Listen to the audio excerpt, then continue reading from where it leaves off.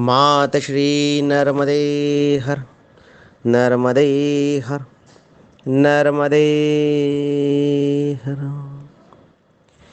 नर्मदायै नमः प्रातः, नर्मदायै नमो निशिं। नमस्ते नर्मदे देवी, त्राहि मां भवसागरात्। अनन्तलीला गुणधाम विग्रहे, नित्यापनित्येव विभासि भूतले। ऋषिस्वरूपाचलमयकलस्य, तत्कन्यात्मना त्वं प्रकटीबभूविथ। नर्मदायै नमः। मैया की जलधारा को नमन है, मैया के तट को नमन है, मैया के स्वरूप को नमन है। निवास करने वाले साधु संतों को प्रणाम है, तप करने वाले देवी देवताओं को प्रणाम है, और मोक्ष की प्राप्ति से परिक्रमा करने वाले परिक्रमावासियों को प्रणाम है। प्रणाम है पूज्य गुरुवर को, और प्रणाम मेरे माता पिता को। और आज अक्षय तृतीया और परशुराम जयंती, इन दोनों पर्वों की आप सभी को हार्दिक शुभकामनाएं। मैं पंडित अनय रेवाशीष आज हमारे इस मानसिक परिक्रमा के 13वें दिन प्रथम ऑडियो के माध्यम से आप सभी को नमन करता हूँ। नर्मदे हर, नर्मदे हर, नर्मदे हर। आज अक्षय तृतीया और भगवान परशुराम का जन्मोत्सव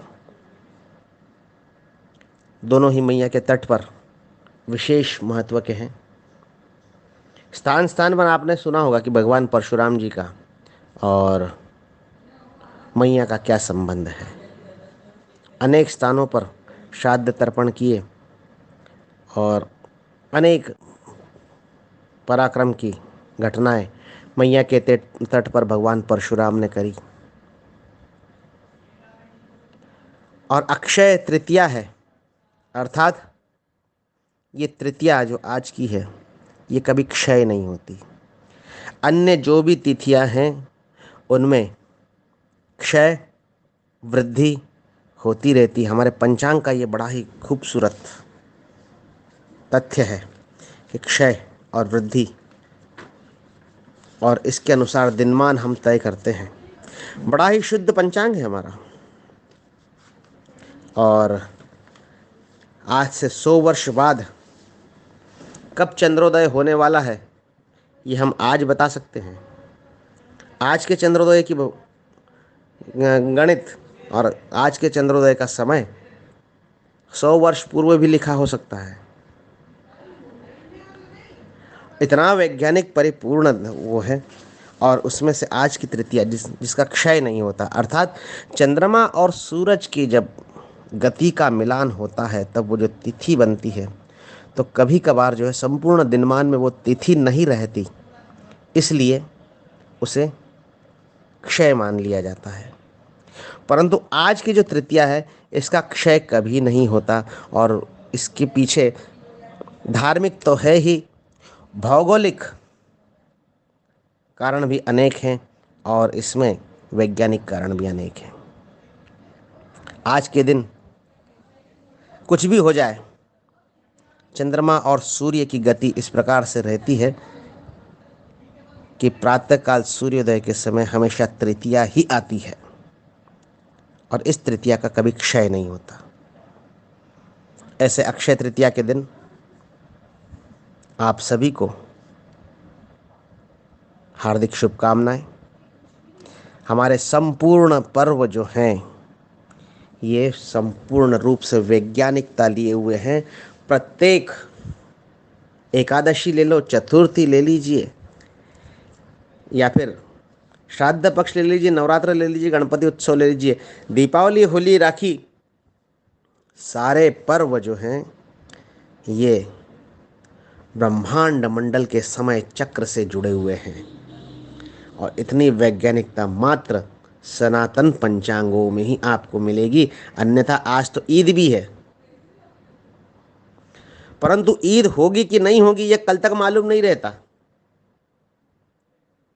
जब मस्जिदों से जब तक घोषणा नहीं हो जाती कि चांद दिख गया, तब तक नहीं मानते कि ईद होने लगी। अरे हमारा पंचांग ही पढ़ लेते, आपको यूं ही मालूम पड़ जाता कि चंद्रोदय होगा कि नहीं होगा।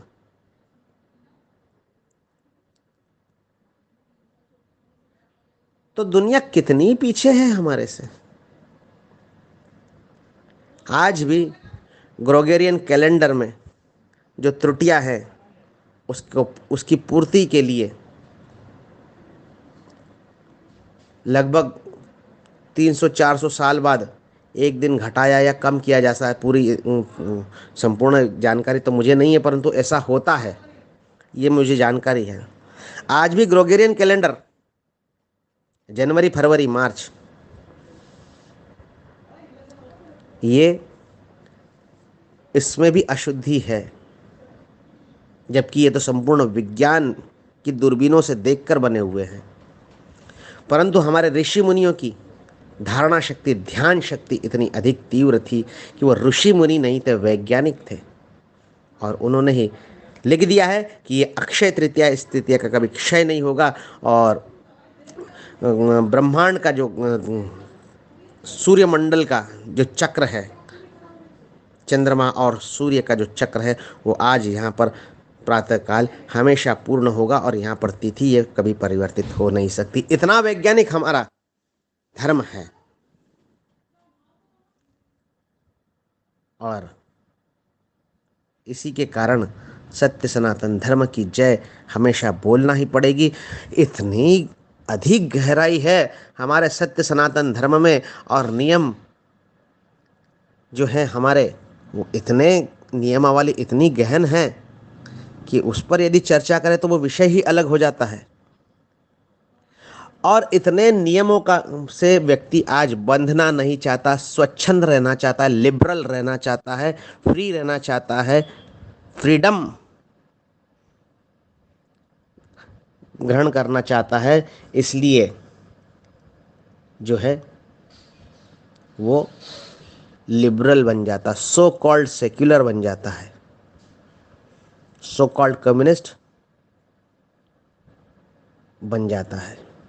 क्योंकि इतने नियम धर्म उनके दिमाग में ही नहीं आते, तो पालेंगे कहाँ से। परंतु कम अधिक परिणाम में ही सही हम सनातनी उस नियमों का पालन करते हैं, इसलिए हम हिंदू कहलाते हैं। जिन्हें इन नियमों का पालन नहीं करना है वो अपनी मर्जी का कार्य किया करें, उन्हें कोई रोकने वाला नहीं, कोई टोकने वाला नहीं। अक्षय तृतीया और अक्षय नर्मदा, नर्मदा मैया भी अक्षय है, तृतीया भी अक्षय है। ऐसे पावन पर्व पर आप सभी को नमन है, नमन है, नमन है। कल हमारा जो मानसिक परिक्रमा थी वो एरंडी संगम पर विश्राम हमने किया। एरंडी संगम, मैया की महिमा को वहाँ पर जाना हमने, एरंडी नदी के विषय में जाना, ब्रह्मा जी के चरण स्पर्श से निकले हुए जल की वो दिव्य नदी, और यहाँ पर श्राद्ध तर्पण का विशेष महत्व।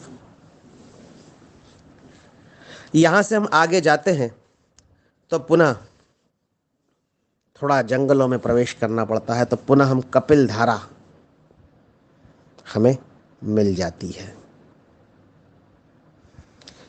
दक्षिण तट पे कपिल धारा,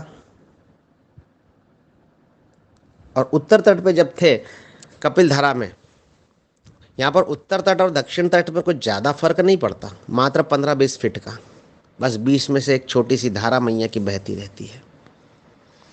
उत्तर तट पर मैंने आपको बताया था कि कपिल महामुनि ने श्रीमद् भागवत में अपनी माता देवहूति को सांख्य शास्त्र का उपदेश दिया, जिसके आधार पर श्रीमद् भगवत गीता, सांख्य, वेद, वेदांत की रचना हुई। और वो जो दिव्य उपदेश है कपिल महामुनि ने यहीं पर दिया अपनी माता देवहूति को, कपिल धारा में। और यहाँ पर वो दिव्य उपदेश देने के बाद वर्तमान गंगा सागर में तपस्या के लिए चले गए। और यहीं से एक बहुत ही उलझन भरे प्रश्न का उत्तर हमें प्राप्त होता है, जो हम हमेशा पूछा जाता है कि गंगा मैया पुरातन है अथवा नर्मदा मैया, गंगा मैया भूमि तल पर पहले पहले आई कि नर्मदा मैया पहले आई। और परंतु यहाँ की इस घटना को देखें तो और श्रीमद् भागवत के संदर्भों का यदि हम अध्ययन करें तब अनेक प्रश्नों के उत्तर हमें मिल जाते हैं। स्कंद पुराण में स्पष्ट दिया हुआ है कि यहाँ पर तपस्या करने के पश्चात कपिल महामुनि, जो भगवान विष्णु के अवतार हैं, वो गंगा सागर क्षेत्र बंग क्षेत्र में तपस्या करने के लिए चले गए। अपने माता देवहूति को उपदेश देने के बाद वहाँ पर चले गए। अर्थात तब तक गंगा जी वहाँ पर नहीं थी, परंतु उसके बाद की जो घटनाएं हैं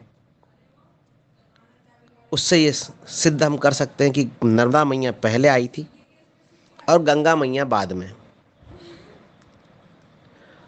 परंतु फिर गंगा मैया की इतनी ख्याति कैसे? और यहाँ पर मैं फिर कहना चाहता हूँ कि इस घटना के आधार पर हम सिद्ध करना चाहते हैं कि नर्मदा मैया पहले से उपस्थित थी, गंगा मैया बाद में आई। परंतु और भी अनेक जो प्रमाण है उससे ये भी सिद्ध होता है कि गंगा मैया पहले आई, नर्मदा मैया बाद में आई। बड़ा ही उलझन भरा प्रश्न है और बड़ा ही उलझन भरा उसका उत्तर भी है, तो बड़े ध्यान से सुनिएगा। यहाँ पर कपिल धारा क्षेत्र में माता देवहूति को सांख्य शास्त्र का उपदेश देकर बंग भूमि पर चले गए कपिल महामुनि। और उस समय भगवान श्री राम के वंशज महाराज सगर ने एक विशाल पूर्वज, वंशज नहीं पूर्वज, लगभग 12-17 पीढ़ी पूर्व की ये घटना है। भगवान श्री राम के 17 पीढ़ी पूर्व की ये घटना है। उनके पूर्वज प्रतापी महाराज सगर ने अश्वमेध यज्ञ का आयोजन किया। अश्वमेध यज्ञ के घोड़े को छोड़ दिया और वो घोड़ा यहाँ पर जहाँ कपिल महामुनि तपस्या कर रहे थे वहाँ पर आकर भूमि में आकर लुप्त हो गया, भूमि में प्रवेश कर गया, पता नहीं कैसे। परंतु महाराज सगर के 60,000 पुत्र थे। वो घोड़े की अश्वमेध यज्ञ के घोड़े की खोज में ढूंढते ढूंढते यहाँ पर आए और जहाँ पर कपिल महामुनि तपस्या कर रहे थे वहाँ पर उन्होंने बहुत बड़ा गड्ढा खोदना प्रारंभ किया। अश्व ढूंढने के लिए, घोड़े को ढूंढने के लिए संपूर्ण वहाँ की भूमि खोद दी। और वो जो भूमि उन्होंने खोदी उसे हम कहते हैं सागर। सगर के 60,000 पुत्रों द्वारा खोदी गई भूमि से जो विशाल जलाशय बन गया वो आज कहलाता है सागर। इसलिए हम कहते हैं सागर। 60,000 पुत्रों ने पूरी भूमि खोद दी। और ये जब उत्पात सगर पुत्रों का देखा तब कपिल भगवान बड़े क्रोधित हो गए और उन्होंने श्राप दे दिया, सभी को भस्म कर दिया, 60,000 पुत्रों को। और सगर महाराज के सभी पुत्र जो हैं वो भस्म के टीले बन गए। श्राप तो दे दिया कपिल महामुनि ने, सगर पुत्र भस्म के टीले बन गए। परंतु जो सगर के पौत्र थे अंशुमान, उन्होंने निर्णय लिया कि मेरे जो चाचा हैं जो कपिल महामुनि ने भस्म कर दिए श्रापवश, उनको मुक्ति नहीं मिल पाई है। उनको मुक्ति के लिए भगवान विष्णु की पवित्र गंगा को भूमि पर लाना पड़ेगा। उनका जल जब इनको स्पर्श होगा उसी के बाद ये मुक्ति पाएंगे। अंशुमान ने तपस्या प्रारंभ कर दी गंगा अवतरण के लिए। अपने संपूर्ण जीवन काल में महाराज अंशुमान अब वो तपस्या पूर्ण नहीं कर पाए। उनकी परंपरा, उनके पुत्र महाराज असमंजस ने आगे बढ़ाई, परंतु वो भी अपने जीवन काल में वो तपस्या पूर्ण नहीं कर पाए। और फिर अंशुमान के पुत्र हुए महाराज दिलीप, उन्होंने भी अपने जीवन पर्यंत तक तपस्या करी। जिस प्रकार की रिले बैटन दौड़ होती है, एक दूसरे को डंडा आगे देकर आगे आगे बढ़ते जाते हैं, उसी प्रकार सगरपुत्र, अंशुमान, असमंजस और दिलीप एक दूसरे को अपनी अपनी तपस्या की विरासत देते हुए परम धाम को सिधार गए। अंशुमान, असमंजस, दिलीप के पश्चात महाराज दिलीप के पुत्र हुए भगीरथ, और महाराज भगीरथ अपने पूर्वज जो थे अंशुमान, असमंजस, दिलीप, इनकी तपस्या को पूर्ण करने में सफल हुए, और भगीरथ जी के प्रयास से, उनकी तपस्या से, 5 पीढ़ियों के तपस्या से गंगा मैया इस पृथ्वी तल पर आई और हिमालय पर उनका अवतरण हुआ, और संपूर्ण भारतवर्ष को क्रॉस करते हुए गंगा मैया का प्रवाह बंगाल की भूमि पर चला गया, और वहाँ पर जितने भी 60,000 सगर पुत्रों के भस्म के टीले थे, गंगा मैया का जल उनसे स्पर्श होते ही सारे सगर पुत्र मुक्ति को प्राप्त हुए। और उन्हीं सगर पुत्रों के टीलों के कारण ही वो टीले आज भी विद्यमान हैं। और गंगा मैया जब समुद्र से मिलने जाती है, गंगा सागर से मिलने जाती है, तो छोटे छोटे छोटे छोटे जो टापू बने हुए हैं, जिन्हें हम सुंदरवन डेल्टा कहते हैं, वो सगर महाराज के 60,000 पुत्रों के भस्म के टीले हैं जो मुक्त हो चुके हैं। तो इससे ये सिद्ध होता है कि कपिल महामुनि ने तपस्या करी और सगर पुत्रों को भस्म किया, उसके बाद गंगा मैया के अवतरण की प्रक्रिया प्रारंभ हुई। परंतु कपिल महामुनि पहले ही अपने माता देवहूति को नर्मदा जी के तट पर जो है वो उपदेश दे चुके थे अपनी माता को। तो इस प्रमाण से स्पष्ट होता है कि गंगा मैया से पहले नर्मदा मैया इस भूमि पर पहले से ही विद्यमान थी, और नर्मदा मैया को हम प्राचीन मान सकते हैं वर्तमान काल में। परंतु अभी तक ब्रह्मा जी के 51 कल्प हो चुके हैं। ब्रह्मा जी की जो आयु है उसका 51 वर्ष का प्रथम दिन अभी चल रहा है। कल्प, थोड़ी सी कल्प की व्याख्या मैं आपको कर दूं कि कल्प की गणना हम कैसे करें। हमारी काल गणना भी बड़ी लघु और बृहत्तर है, बड़ी वैज्ञानिक है, और उसका भी थोड़ा सा, जब कल्प की बात आती है तो कल्प होता कितने वर्ष का है ये भी थोड़ा सा हम जानें। तो ऑडियो के बाद में कैलकुलेटर अवश्य उठा लीजिएगा, कैलकुलेटर की आवश्यकता पड़ेगी। अत्यंत छोटे लघु काल गणना से हम प्रारंभ करते हैं। 1 सेकंड का 34,000वां भाग वो कहलाता है क्रतु। 1 सेकंड का 300वां भाग कहलाता है त्रुटि। 2 त्रुटि का होता है एक लव, और लव अर्थात क्षण भी कहते हैं, 2 त्रुटि का एक क्षण। ऐसे 30 क्षण का होता है एक विपल, 60 विपल का होता है एक पल, और 60 पल की होती है एक घड़ी जो कि 24 मिनट की वर्तमान काल से होती है। और 2.5 घड़ी का एक घोरा, 2.5 घड़ी का एक होरा होता है जिसे हम कहते हैं घंटा, 1 घंटा, तास। और 24 होरा का होता है एक दिवस, 7 दिवस का एक सप्ताह, 4 सप्ताह का एक माह, 2 महीना का एक ऋतु, 6 ऋतुओं का एक वर्ष, 100 वर्ष की एक शताब्दी, और 10 शताब्दी का एक सहस्त्राब्दी, और 432 सहस्त्राब्दी अर्थात एक कलयुग। इसके अनुसार कलयुग का जो काल है वो 4,32,000 वर्ष का कलयुग है। हम जब संकल्प करते हैं किसी भी पूजन से, कलियुगे कलि प्रथम चरण है, अर्थात कलयुग के प्रथम चरण में हम अभी निवास कर रहे हैं। ये तो प्रथम चरण है तो इतना परेशान कर रहा है, कोरोना जैसी संकट आएगा। जब पूरा कलयुग आपने जब पूर्णता पे रहेगा तब कल्पना कीजिए क्या होगा। तो कलयुग 4,32,000 वर्ष का कलयुग, 8,64,000 वर्ष का द्वापर युग, 12,96,000 वर्ष का त्रेता युग, और 17,28,000 वर्ष का सतयुग।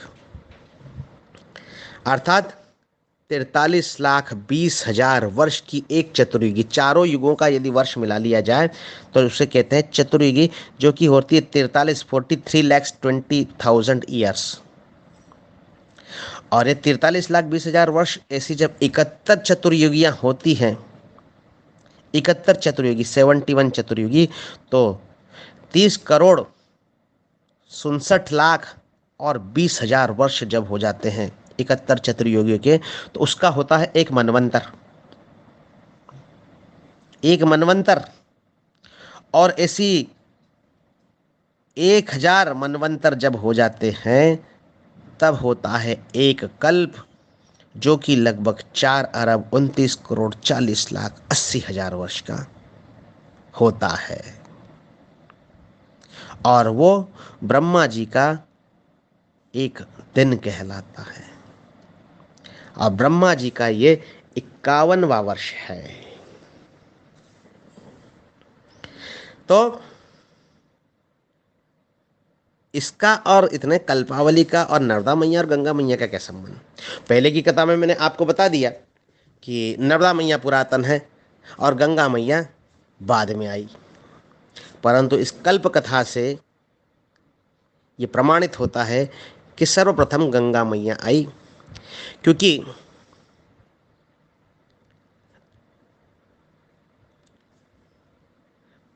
ब्रह्मा जी के 15वें कल्प में गंगा मैया का अवतरण भूमि तल पर हुआ। जब ब्रह्मा जी की आयु 15 वर्ष की थी, तब गंगा मैया का अवतरण इस भूमि तल पर हुआ। और ब्रह्मा जी की जब आयु 30 वर्ष थी, तब नर्मदा मैया का अवतरण इस भूमि तल पर हुआ। अर्थात गंगा मैया का अवतरण 15 कल्प पूर्व हो चुका था। उसके 15 कल्प के बाद नर्मदा मैया का अवतरण हुआ। इस दृष्टि से गंगा मैया पुरातन है। परंतु मैंने तो अभी कहा कि गंगा मैया बाद में आई। उसके पीछे भी कारण ऐसा है कि जैसा कि मैंने नर्मदा मैया के प्राकट्य कथा में ही बताया था कि नर्मदा मैया अक्षय है, अमृता है, नामृता, जिसको कभी मरण नहीं होता, जो कभी क्षय नहीं होती। तो होता यह है कि ये जब कल्पांत हो जाता है तो महाप्रलय हो जाता है, संपूर्ण ब्रह्मांड की सारी जो सृष्टि है वो नष्ट हो जाती है। और एक कल्प होने के बाद संपूर्ण पृथ्वी के साथ ही गंगा मैया का अस्तित्व भी नष्ट हो जाता है। परंतु भगवान भोलेनाथ के आशीर्वाद के कारण नर्मदा मैया का अस्तित्व नष्ट नहीं होता। इसलिए जब पुनः कल्पारंभ होता है, पुनः सृष्टि का आरंभ होता है, तब नर्मदा मैया तो पहले से विद्यमान है, गंगा मैया का पुनर्अवतरण हो जाता है। इसलिए वर्तमान जो हमारा मनवंतर है, वैवस्वत मनवंतर, वर्तमान जो कल्प है, उसमें गंगा मैया बाद में आई,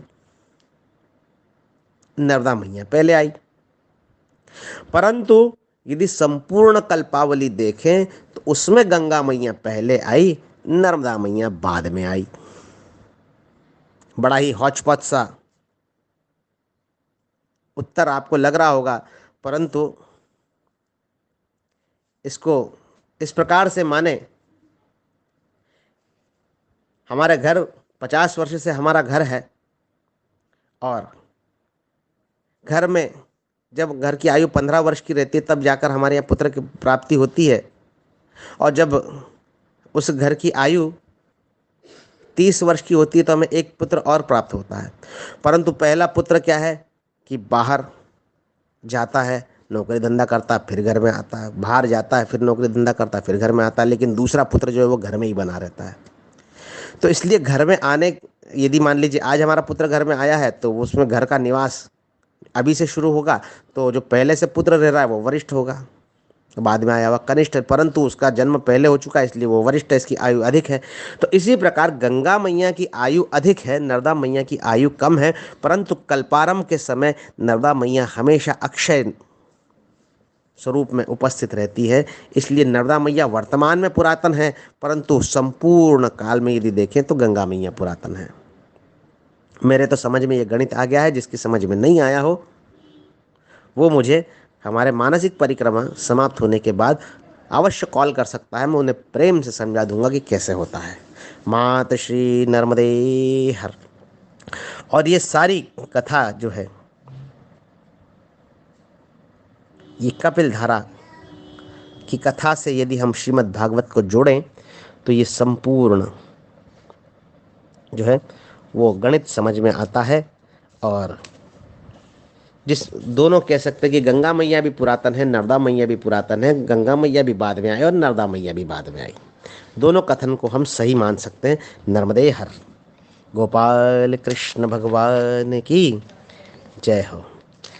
और फिर ऐसे कपिल धारा से जब हम आगे बढ़ते हैं तो आगे मुंड महारण्य का क्षेत्र प्रारंभ हो जाता है, घना जंगल प्रारंभ हो जाता है। 99% परिक्रमावासी इस मार्ग से आगे नहीं बढ़ते और सभी जो है अमरकंटक से डिंडोरी का जो मुख्य मार्ग है, राजमार्ग, अमरकंटक जबलपुर हाईवे, उससे पक्की सड़क पर आगे बढ़ते हैं 99% परिक्रमावासी। और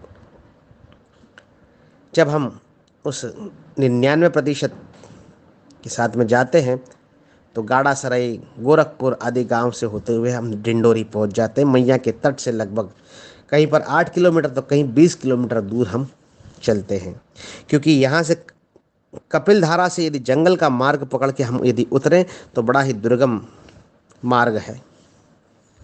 और मैया की कृपा से ईस्वी सन 2002 में इस मार्ग से डिंडोरी तक की भ्रमण कर चुका हूँ। परिक्रमा तो नहीं करी, भ्रमण अवश्य कर चुका हूँ इस मार्ग से, और बड़ा आनंद आया था। अभी जो मैं पुस्तक लिख रहा हूँ उसमें इस मार्ग का संपूर्ण वर्णन है और उस समय की जो घटनाएं हैं। उसके बाद वो तो पहली और आखिरी बार गया था, उसके बाद तो मैं भी नहीं गया उस मार्ग में। अब तो वो मार्ग भी काफ़ी बदल चुका है और अनेक सुविधाएं हो चुकी हैं, ऐसा मैंने सुना हुआ है। अब पुनः इच्छा है उस मार्ग से आगे बढ़ने की। मात श्री नर्मदे हर। और उस मार्ग से आगे बढ़ते हैं तो भीतर का जो मार्ग है, तो कपिल धारा से आगे बढ़ते हैं तो दूध धारा आती है, जो कि उत्तर तट पर भी मैं आपको बता चुका हूँ, दक्षिण तट पर भी वही है।